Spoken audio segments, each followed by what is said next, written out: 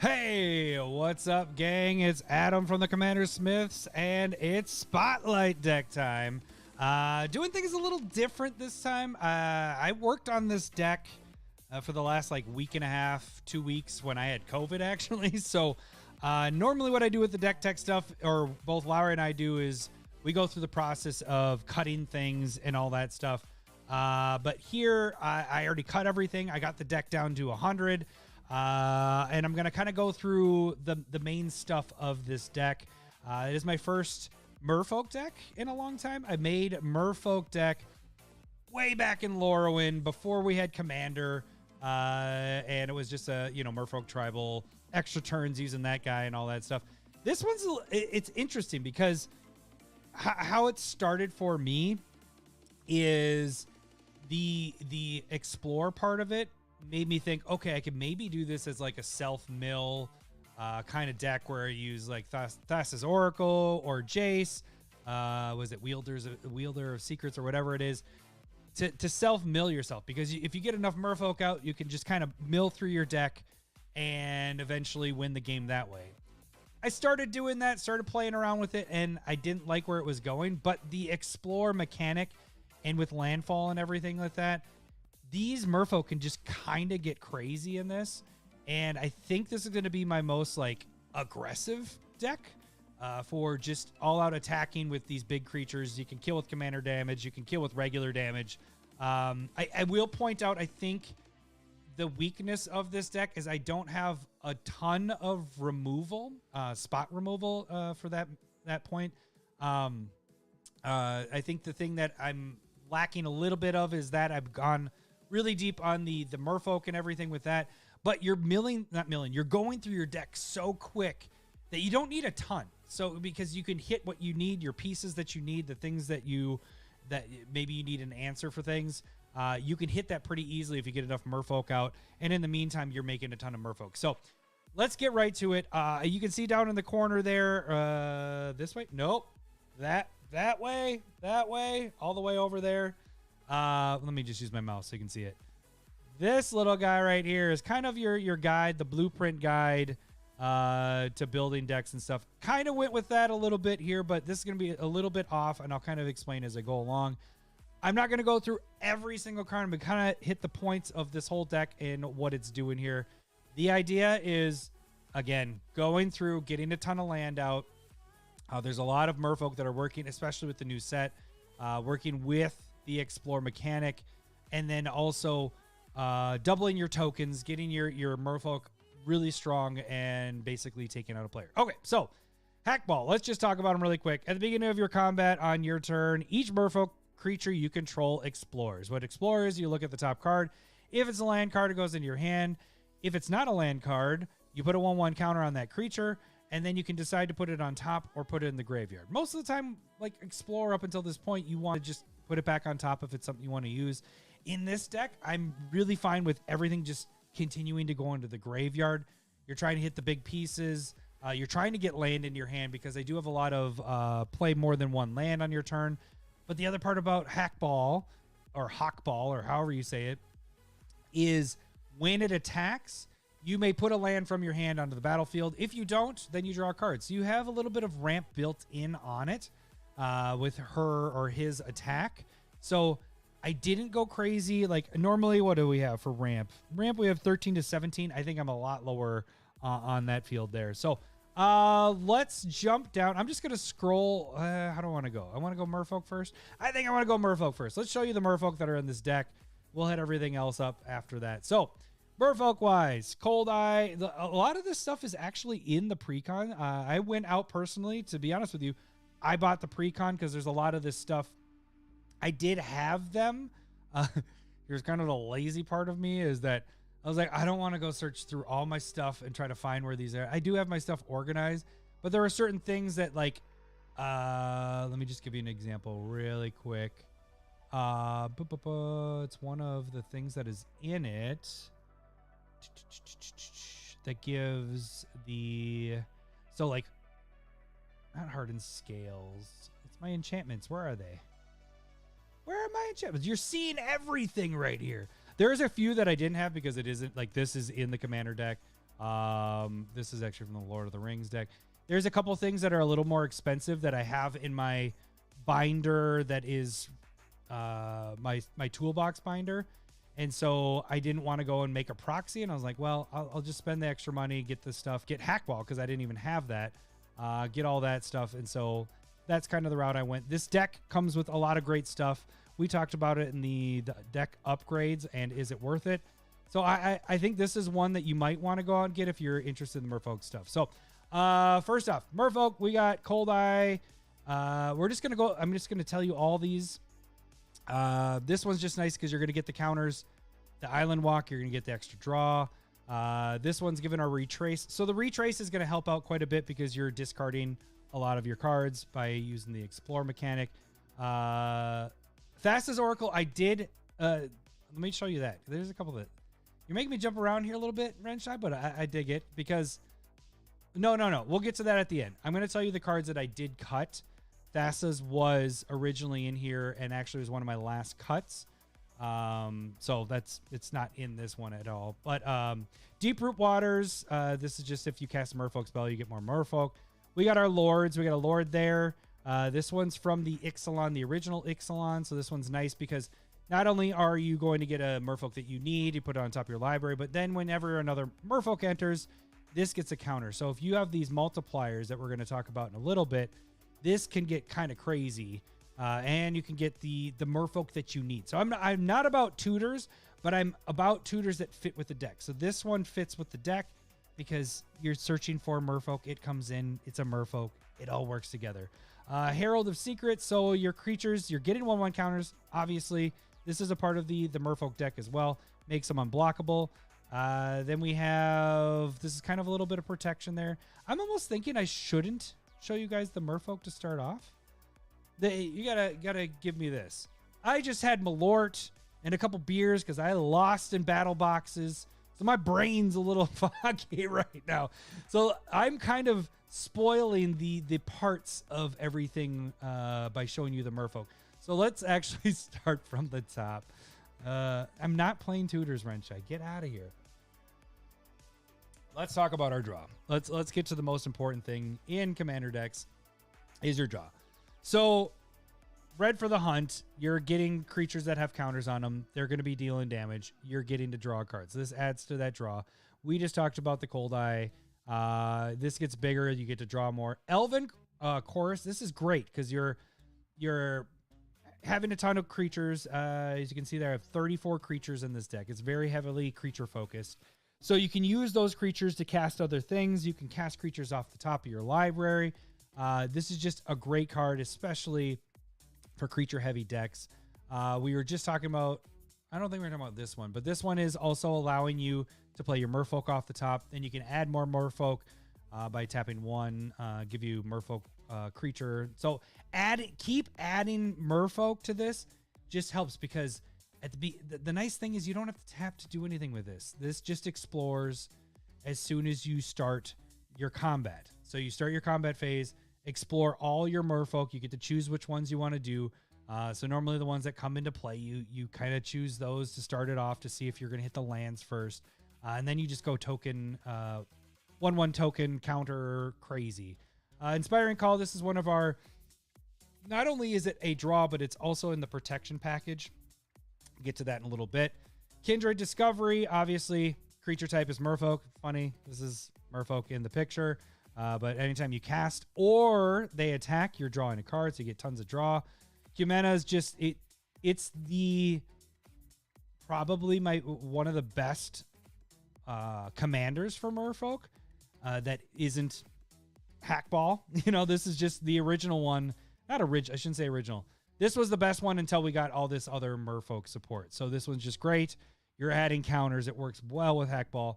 You're drawing cards. You can make this unblockable. So you're getting through. You can get all that stuff.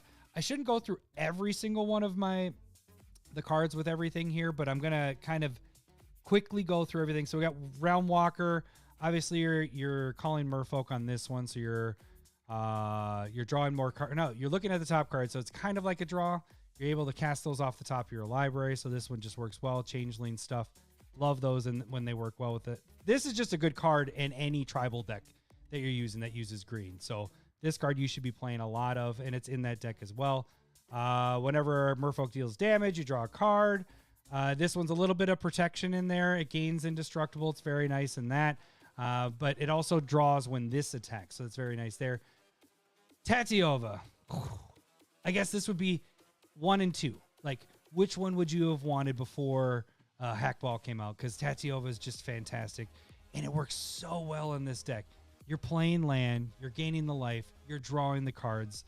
It's just an awesome card, Merfolk in this. Probably one of the top 5 Merfolk, I would say, in this deck is getting this one out. So if you're playing a card that allows you to search for your Merfolk, like I was showing you earlier, this is probably one of the top ones I would go and get. There's one I'll talk about in a little bit that's in the Commander deck that you would want to get. Obviously, Great Henge. You're playing creatures. Draw more cards. Fantastic. Thrasios. Yep. Of course. It's Merfolk, and this is just a good card in general. And then Vanquisher's Banner. So these are my draw stuff. We got a ton of them. We got 14. And your Commander kind of does it in its own. So there's a lot going on here for drawing-wise. I've goldfished this quite a bit, and a lot of times, I'll be honest, I'll get down to like 1-2 cards, but there's so much draw interaction, and with your Commander doing it, it ends up just your deck just goes. You end up filling your hand out so quick because of all the synergies that work well together with everything here. Explore triggers. I did have a lot more earlier with doing double triggers and all that stuff. I've kind of narrowed it down to these few. The funny thing is I was talking about goldfishing. Ozolith, I've never goldfished and got this in my hand. This will be good in here, but then you're kind of, what this is your backup. What it does is basically if people kill off your creatures, at least you have a place where you're banking everything. Ozolith is just a great card when you're dealing with counter stuff. I did keep Simic Ascendancy in here. I don't like to play win cards. At the beginning of your upkeep, you win the game if you have this. But this really does work really well in this deck. This is kind of my best win con in this without straight up just attacking through. An all-star in this, and Lowry mentioned this when we did the upgrades, but Wild Growth Walker, whew, man, when you're exploring and you're gaining 3 life, and this is getting bigger too, like, I think today I was goldfishing this, and in one turn I gained 26 life just off of Wild Growth Walker, all the triggers of the exploring. So this is an all-star. Yeah, it's not a Merfolk, but it works very well. Path of Discovery, you're casting your creatures, or it's not even casting, it's when your creatures enter the battlefield. So if you're able to do tokens and stuff like that, they will also trigger the Explore. So you just have more Explore triggers there. And then this one is you explore twice, so we got a double trigger on that. And it's also a Merfolk, which is also fantastic. All right, so now we get to Landfall. So this is kind of where I was going with it. Originally, I was like Landfall and Mill, and then I kind of, you like to have alternate win cons and decks just in case you can't get through. That is also true. Funny thing you say that, Renshai, because I was talking about earlier that I didn't have a lot of removal. I kind of made this as my pseudo, not removal, but it was my way of, if I can't get through to kill somebody, this is my way to do it. Like, if I can get to this card and then explore, it's kind of nice to have that sitting in there. So I almost kind of, it's not removal. I know it's not, but in a way it is my spot removal. It's my game-winning removal. Not removal, but game-winning Day of Dragons thing. All right, so Landfall. So we have some creatures and stuff in here that aren't Merfolk, but I want to be able to play as many lands as I can. So we have Azusa, we have Burgeoning, we have Dryad of Elysian Grove, Evolution. This is an all-star in this as well, because if you're playing multiple lands and your commander's allowing you to play lands, being able to proliferate, when we get to the multiple 1/1 token triggers, this can just turn your 2/2 Merfolk into 7/7, 8/8, 10/10s in a span of like 2 turns. So this is actually, it's a very good card in this, and it's actually in the commander deck as well. A lot of these are in those decks. Exploration, you can play additional land. This is one I just opened up in, I think it's a really good card, especially when you're doing with the Explore, but I just opened this in the battle boxes Whenever a creature you control explores a land card, you can play it. So you're getting some ramp kind of built in on there. And then whenever a creature you control explores, does this get a 1/1 counter? Yes, this gets a counter. So just ridiculous. Like this is I'm glad it's uncommon, because if it was it could easily be a rare. But I mean, it's very specific to the explore mechanic. Okay, Merfolk. I'm gonna kind of skip that section because we kind of went over that. Let's just hover over stuff. So we have some lords. We have some Island Walk, which is, it's another lord. We got an unblockable one. We got the untapping. There's a lot of stuff. This works really well because this one I would discard, and then you can cast it later for its encore cost, and then you get, 3 of them out, supposedly, if everybody's in play or no one's knocked out yet. All your Merfolk gain flying. They get 3+0. So this is kind of a nice one to have for late game stuff. Lowry just opened this one. I need to buy this at this point, but Roaming Throne, getting to trigger your abilities twice. This is an all-star. If we did not have this on our top 10, it should have been in our top 10 for this set. It's just a great card because it fits in any tribal deck that you play. You don't even need the double triggers necessarily. I mean, that helps. If there's a trigger ability, I would say, I shouldn't say any. It needs a triggered ability. So it makes sense, but it does fit. And like, if you play dragons, this is a dragon too, and it has a little bit of protection because it has ward built on it. So it's understandable why that card's so expensive at this point. Then we got Sea Hunter. This is not a Merfolk, but it allows you to go get a Merfolk, any of the ones that you need at that point, put it into play. So it is tutoring a little bit there. And then let's see what's not going to be talked about later. This one won't be. So this one I was kind of thinking of a pseudo removal spell.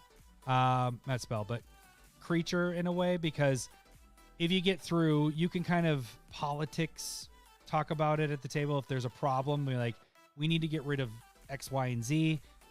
Do you have something in your deck that's an artifact that I can go get to play to get rid of our biggest threat? So even if that's not a part of the equation, this is just great to go get you some ramp. Maybe get you Sensei's Top.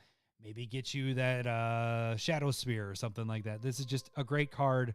You're taking it from your opponents, piss them off. It's fun, make them mad. All right, multiple triggers. These are kind of our all-stars here. Okay, you'll notice I did cut Doubling Season because I tried to keep my CMC kind of low. It was in here until the last 10 cuts. We have enough of the doubling triggers here with Branching Evolution. This was one of the cards. Why the reason I bought this as well is because I was like, well, this is like a $10 card at this point. Might as well get it in the deck. I already need the commander and everything. So this adds 2 counters onto your stuff if you... Or no, it's twice. It's not even 2 counters. Some of these here, they'll add just 1 more. It's like this one, like Hardened Scales will just add the +1. So we have 1, 2, 3, 4 that will add 1/1 counters. Every time you add a 1/1 counter, I'll add a second one. That's what Magic. It's all about making your friends mad. Exactly. So we got 4 multiple trigger effects here, and then I also have. Is it 4 or 3? No, we got the 3. So we got the Sakashimas and the Spark Doubles. So having 2 of your commander is very fantastic in this deck, because being able to do it twice and then also being able to draw twice or put 2 lands into play, it's just crazy. So those are very much all stars in this.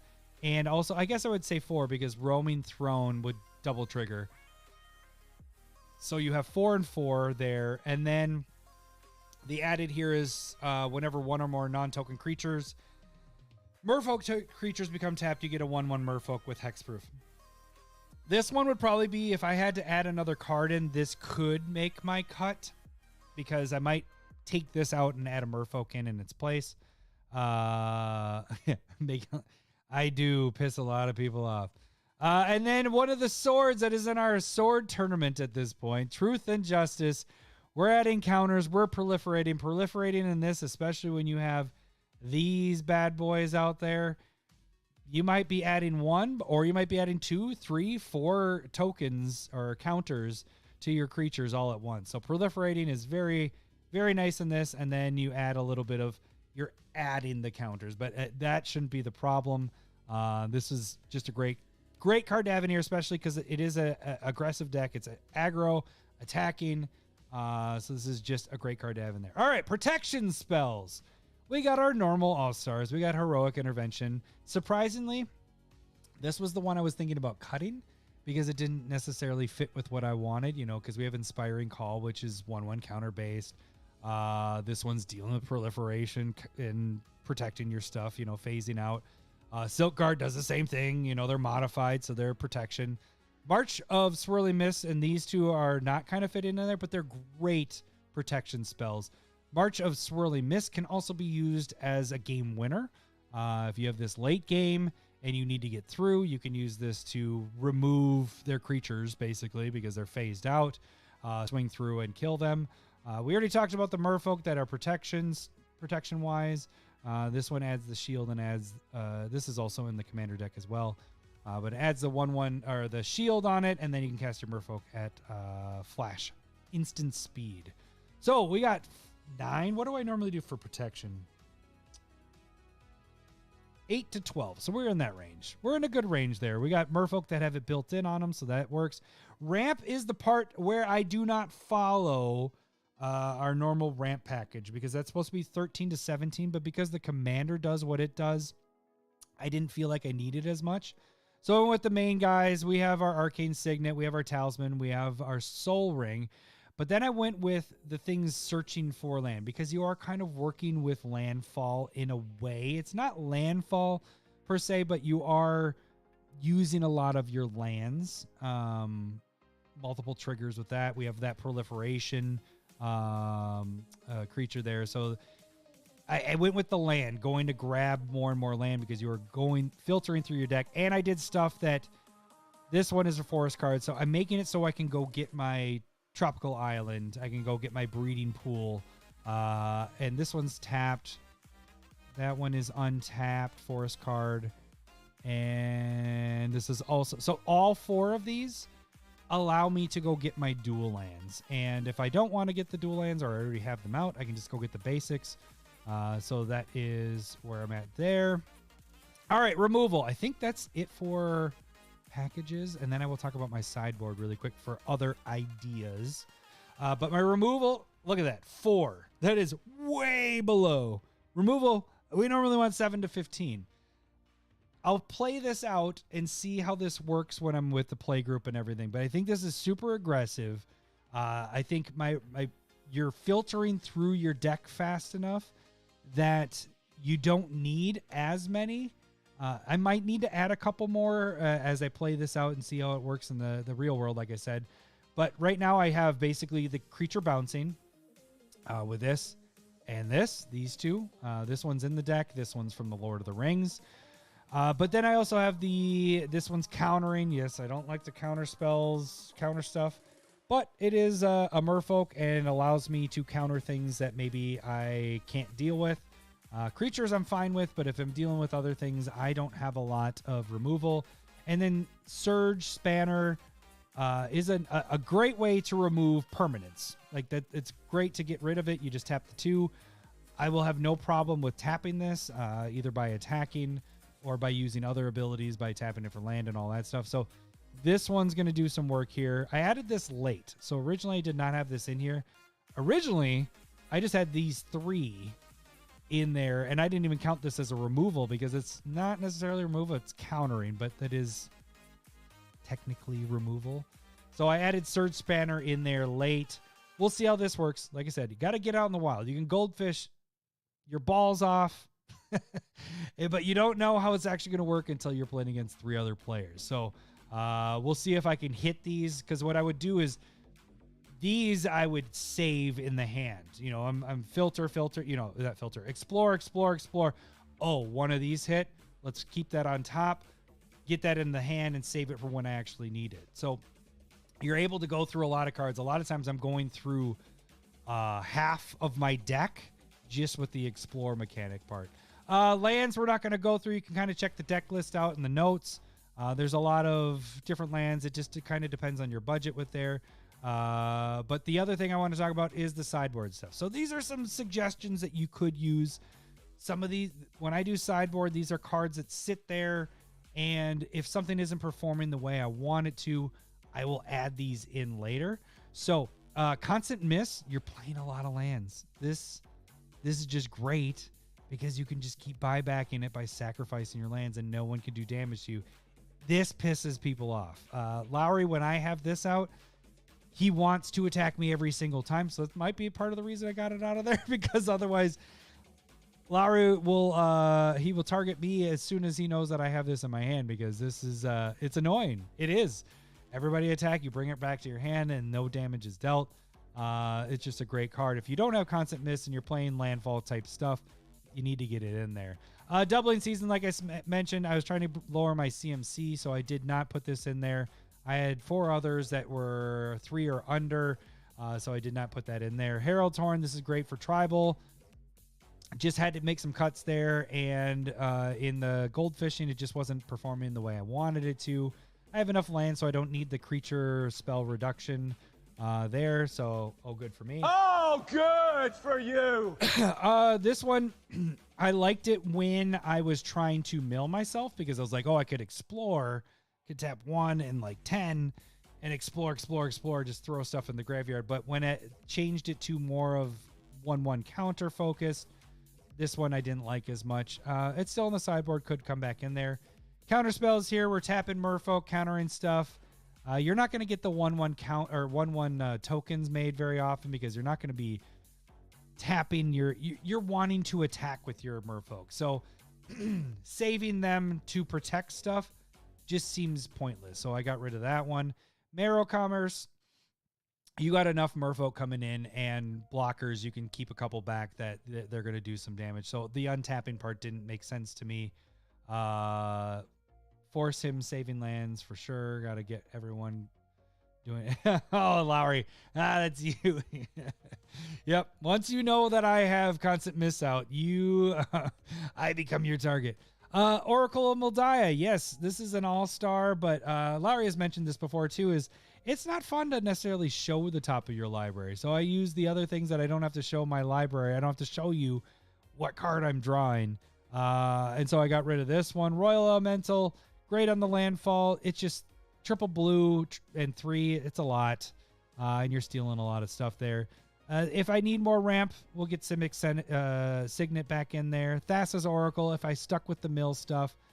It is a Merfolk, but it just isn't doing enough that I wanted to keep it in there. Tireless Provisioner, I have enough land, so I cut that one as well. And then this one's based off of your creatures dying and you draw cards off of it. Yeah, I'm trying to keep my stuff protected, trying to keep them in play. So banking on, it's a 4-drop. Maybe if this was a 2 or maybe 3-drop, I would have kept it in there. But it being a 4-drop, a little tougher to keep that in. And then the last 3 we have, Lowry, you actually just opened this in your box here. But Twists and Turns, it seems really good. Because you can scry, you can go, oh, wait, I want to land on top so I can go in my hand, or I want 1/1 counters. You can decide on that. But the thing is this deck is getting a lot of lands into play. And so it doesn't say a you may. It's when a land enters the battlefield under your control. If you control 7 or more, it flips. It flips into this, and then you're tapping 4 and tapping this. So you're tapping 5 to look at the top 4 cards of your library. You're kind of already doing that with your commander. So I would rather it say you may, because if it said you may, I like the scry idea, because then you can fix what you want on top for which Merfolk you want to explore. But the fact that you can't, like if you have 7 land, it flips and you can't do anything about it. So I got rid of that one. We have Uro, which would be nice because you're filtering it into your graveyard. Then you can tap the 4, draw a card, gain 3 life, and then you can put an additional land in. That one's still, I like it. I like it a lot. But I just had to make some cuts, and I wanted to keep my Merfolk tribal. I needed more Merfolk. I didn't want to cut any more Merfolk out of the deck. And then lastly, the extra turn stuff. We've talked about it before. I didn't cut it because of that. I cut it because it's a 6-drop. It doesn't have haste. I have no way of giving haste. This comes into play. There's no evasion. You know, the other stuff can give it an evasion and stuff like that, but you're waiting a turn. It's a 6-drop. You're sacrificing one of your tribute, or what is it, champion merfolk. So it's going away. I'm not playing a lot of tokens, so that's not really helping there. And then you got to sacrifice every time. So I was just like, this one just doesn't fit with what I'm doing. And extra turns kind of suck. So that is why those got the cut. But if I were to put cards back in, my number ones would probably be maybe the Jade Light, because then you're exploring more than once. I do like the Constant Miss. Just don't let them know you have it in your hand. Herald's Horn is always nice to have in there. So some of these, those are like my top ones of, we'll see how it all goes. But yeah, so that is Hakbal in a nutshell. So it's very 1/1 counter based. There is another one that's in the commander deck that I would think about putting in here that I might put on my sideboard. It's a 1-drop one. Actually, there's 2 of them. Let me rephrase that. The 1-drop, it's 1 blue, and I wish if I had the cards with me. I think it's in the other room. Every time you put a counter on it, you can draw a card, discard a card. I kind of like that because then you're filtering through things even more. The other one is it's an older card. You can tap, I think it's 1 blue and 2 colorless, or it's 2 colorless. Remove a counter, a 1/1 counter, and you can draw a card. Those are kind of on the borderline, making it into the deck. So those are some other ones to kind of think about. What do we got there? One of your favorite includes is Deep Fathom Echo combos with Follow Deep. Okay, let me just check it. I just want to see what you're saying. I want to Deep Fathom Echo. Let's see what we got. I just want to kind of check it out. Oops, there we go. It might have been one that I cut earlier, potentially, but we got to get down. There it is. Oh, yes. Actually, I saw that. I didn't own it, but I did just open it. Oh, good for me. Oh, good for you. But yeah, at the beginning of your combat on your turn, it explores. Then you may have it become a copy of another target creature you control until end of turn. Yeah, that's pretty nice. Again, I'm keeping the CMC down, but yes, I do like that card. You know what we'll do there? We'll throw that in the sideboard and we'll get something else put in there. So we'll kind of play around with that a little bit. So, all right, guys. That was quick. That's it. That is Hakbal in a nutshell, and an exploring nutshell. If you guys enjoyed the video, make sure you guys give this a like. If you are not subscribed, please subscribe to the channel. That helps us out more than you know. Thank you guys all for watching. Thank you guys for all commenting. Marley, Renshai, and Robocop, and Lowry. Actually, Lowry jumped on there for a little bit too. That should do it for tonight. We will catch you guys later. We'll see ya.